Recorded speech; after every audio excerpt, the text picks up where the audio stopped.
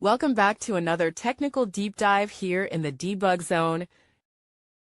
Today we're tackling a big question and breaking it down with insights from other users. Hopefully this clears up some misconceptions and helps you get the answer you need. So buckle up, stay a little curious, and let's jump right in.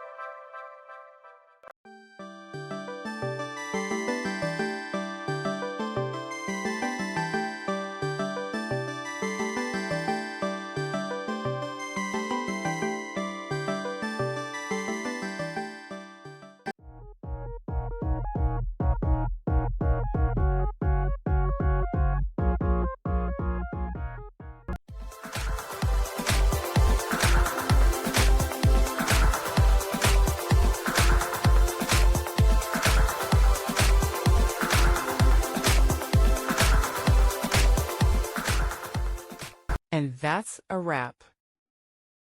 I hope you found the answer you were looking for. If you did, take a second to hit that subscribe button. It really helps out. And let me know in the comments which solution worked best for you.